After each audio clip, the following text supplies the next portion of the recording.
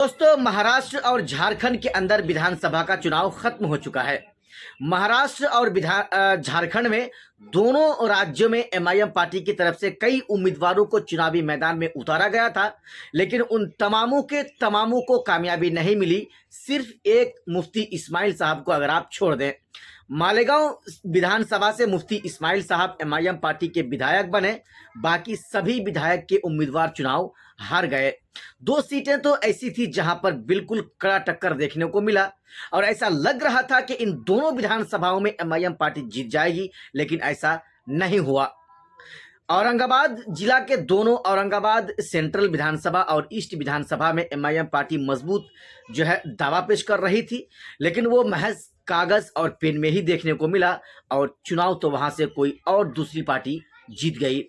अब इन राज्यों में चुनाव खत्म हो चुका है।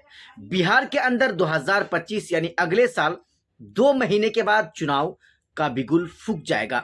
2025 में बिहार के अंदर विधानसभा का चुनाव होना है और एमआईएम पार्टी को बिहार के खासकर सीमांचल में एक अच्छी कामयाबी मिल सकती है। 2020 विधानसभा चुनाव की अगर हम बात करें तो एमआईएम पार्टी को सीमांचल के 3 जिला से किशनगंज, अररिया और पूर्णिया से तकरीबन 5 विधायक एमआईएम पार्टी कर जीत कर वो बिहार विधानसभा पहुंचे, लेकिन बाद में 1-1.5 साल के बाद एमआईएम पार्टी के सभी विधायकों ने अख्तरुल इमान को छोड़कर आरजेडी पार्टी में जाकर शामिल हो गए। अब जरा हम आपको बताते हैं, जैसे जैसे चुनाव का समय करीब आ रहा है, एक दूसरे पर आरोप प्रत्यारोप लगना और लगाना शुरू कर दिया है। हम आपको इस वीडियो में दिखाएंगे किस तरह से गुलाम हसनैन साहब, जो ठाकुरगंज विधानसभा से एमआईएम पार्टी के टिकट के प्रबल दावेदार माने जाते हैं, उन्होंने वर्तमान के विधायक सऊद आलम पर किस किस तरह से आरोप लगाया। हम आपको आइए दिखाते हैं और सुनाते हैं। जब इतनी बड़ी कुर्बानी दे सकता हूँ, नौकरी गंवा सकता हूँ पार्टी के लिए, तो मैं आगे पार्टी के लिए समर्पित रहूँगा। यही मेरा लक्ष्य है। वो सरकार में थे, सरकार के चहेते थे। अगर वो चाहते ठाकुरगंज में तो कुछ नया हो सकता था। आप ठाकुरगंज विधानसभा में देखेंगे आज के डेट में विधायक है ही नहीं। लेकिन आपके विधायक तो दावा करते हैं कि भैया ये लो 80 करोड़ का काम करा दिया, ये लो 100 करोड़ का काम करा दिया। ये चुनावी शिलान्यास होता है। अच्छा। ये चुनावी शिलान्यास है। अच्छा। इसमें काम होना नहीं है। काम होया रहता तो 4 साल पहले का एक काम बता दीजिए हमको। ये मेरे ख्याल में पहली बार ऐसा हुआ कि भाई कोई साहब जो है पॉलिटिक्स के लिए अपनी नौकरी को दांव पे लगा दिया हो।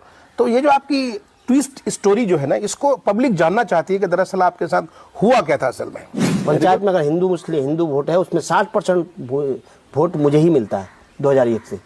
अगर 1000 वोट है तो 600 वोट मुझे मिलता है 2001 से। हमारे सुरजापुरियों को आरक्षण नहीं मिला, ये छोटी बात थी। ये दोनों, ये चाहे मुजाहिद साहब हो या नौशाद साहब हो, थोड़ी सी मेहनत करते तो हम लोग को आरक्षण मिल गया होता। बिहार की जो हुकूमत होगी उसमें इनकी भागीदारी होगी और जब भागीदारी होती है तो यकीनन अपनी बात मनवाई जाती है।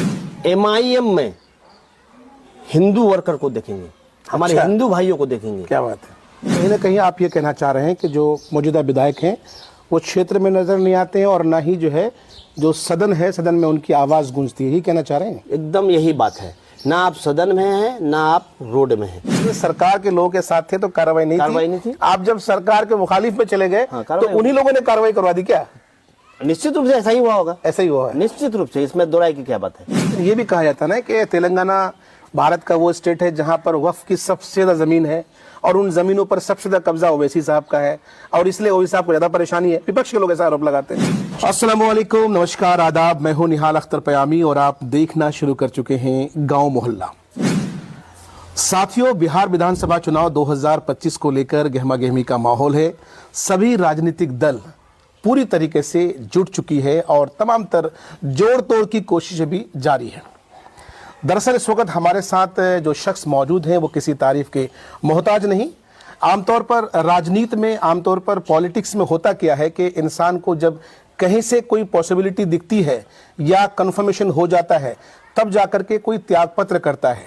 लेकिन आज हम आपको एक ऐसे शख्स से मिलाने वाले हैं जिन्हें इस बात का लोभ हरगिज नहीं, इस बात की लालच बिल्कुल भी नहीं कि हमें आने वाले दिनों में सांसद बनना हो या आने वाले दिनों में विधायक बनना है। इस शख्स ने आज से तकरीबन 2 साल पहले ही अपनी सरकारी जॉब को छोड़कर एक पार्टी के प्रति अपना समर्पण दिखाया, उस पार्टी को ज्वाइन किया, उस पार्टी के लिए शिद्दत से जो है उस पार्टी के लिए वर्क कर रहे हैं, काम कर रहे हैं। और इनका कहना है कि पार्टी का टिकट जिसको भी मिले, हम पार्टी के लिए ईमानदार हैं और हमेशा पार्टी के लिए ईमानदार रहेंगे। सर बहुत बहुत स्वागत है आपका, कैसे हैं आप? बहुत अच्छी बात, बहुत अच्छे हैं। हसनैन साहब, मुझे सही बात बताओ कि आज तक ये समझ में नहीं आया कि आमतौर पर मैंने ऐसा तो नहीं देखा आज तक कभी कि भाई सरकारी जॉब तो बड़ी मुश्किल से मिलती है, सरकारी जॉब को त्याग करके राजनीति में जाना, आखिर एक नौकरी जहां पर आप स्टेब्लिश हैं पूरी तरीके से, उस स्टेब्लिशमेंट को छोड़ करके सियासत में आना, उसकी वजह क्या रही? देखिए, सबकी अपनी अपनी इच्छा होती है काम करने का जी। एस्टेब्लिश्ड माने नहीं रखता है। आपकी रुचि क्या है, वहाँ पर काम करने में आपको आनंद आता है। मुझे लगा कि वहाँ भी एक सेवा था, लेकिन मुझे लगा कि ये सेवा मेरे लिए बेहतर है, इसलिए मैं ये रास्ता चुना। पॉलिटिक्स में आपको लगता है कि पॉलिटिक्स के जरिए मैक्सिमम लोगों की जो है आप हेल्प कर सकते हैं, समाज में बेहतर कर सकते हैं। तो समझना ये चाहेंगे कि एक राजनेता के तौर पर आपकी नज़र में ठाकुरगंज के वो कौन से इश्यूज हैं, अगर आपको मौका मिलता है भविष्य में तो उन मसाइल का हल करेंगे, आप हल निकालने की कोशिश करेंगे? ठाकुरगंज में कई दशकों से जो विधायक बने हैं, मुझे नहीं लगता है कि ये लोग विधायक हैं या मालिक हैं। मुझे लगा सिर्फ पद लेके बैठे हुए हैं और किसी इश्यूज़ पर बात नहीं करते हैं, चाहे वो आरक्षण का मामला हो, चाहे वो तैयबपुर महानंदा पुल का मामला हो, चाहे वो हमारे दल्लेगांव पंचायत में पुल जोड़ने का मामला हो, चाहे सुरजापुरी आरक्षण का मामला हो। ये खास मुद्दे हैं जो ठाकुरगंज विधानसभा का है। मेरी ख्वाहिश है मैं इन मुद्दों पर बात करूं, मैं इन मुद्दों को लेकर आगे चलूं। लेकिन सर, अथॉरिटी से कि आप जैसा कि कहा कि यहाँ के नेताओं ने मुखर होकर सवालात नहीं किए हैं, लेकिन जहाँ तक मेरी जानकारी है कि जो यहाँ के नेता रहे हैं, जिनको यहाँ की जनता ने मैक्सिमम टाइम जिताया, उनके साथ आपके बहुत पुराने रिश्ते हैं, आपके अपने लोग हैं, और कहा यह भी जाता है कि उस नेता के साथ बहुत ज़्यादा वक्त आपने स्पेंड किया है। तो कहीं ना कहीं अगर तरक्की नहीं हुई तो उसके लिए जिम्मेदार तो आप भी है ना सर? नहीं, जिम्मेदार अगर मैं उसके साथ उनके साथ था तो मैं जिम्मेदार हूँ।